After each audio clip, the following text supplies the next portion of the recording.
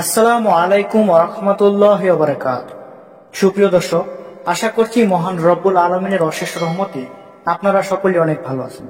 প্রিয় দর্শক, আজকের ভিডিওতে আমরা আপনাদেরকে জানাবো যে গর্ভবতী মহিলারা স্বপ্নে নতুন কাপড় দেখলে বা নতুন জামা কাপড় দেখলে কি হয়।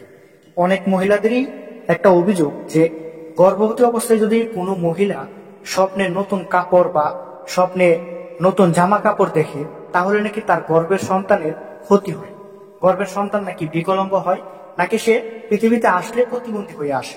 তো অনেক মহিলারই এরকম অভিযোগ আছে। তো আজকের ভিডিওতে আমরা আপনাদেরকে জানাবো যে আসলেই কি এরকম কোনো ঘটনা ঘটে, স্বপ্নে জামা কাপড় দেখলে কি সন্তান প্রতিবন্ধী হয় বা সন্তান বিকলাঙ্গ হয় বা সন্তান বা গর্ভের সন্তানের কোনো ক্ষতি হয়। এই সম্পর্কে আজকে আপনাদের মাঝে বিস্তারিত আলোচনা করব, তাই ভিডিওটি না টেনে সম্পূর্ণ দেখুন।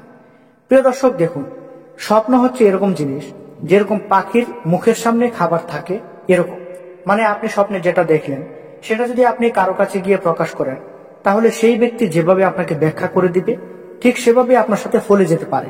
তাই স্বপ্ন কখনোই যার তার কাছে শেয়ার করা উচিত নয়। স্বপ্ন সবসময় এরকম ব্যক্তির কাছে শেয়ার করবেন যারা স্বপ্ন সম্পর্কে ভালো জ্ঞান ধারণা রাখে এবং যারা স্বপ্নের ভালো ব্যাখ্যা করতে পারে।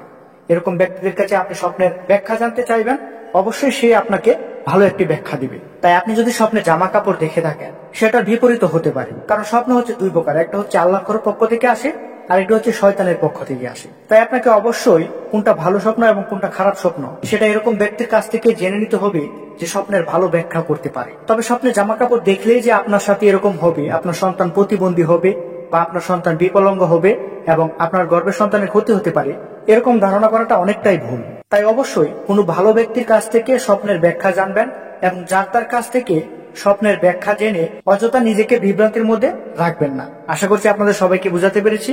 আসসালামু আলাইকুম, আল্লাহ হাফেজ।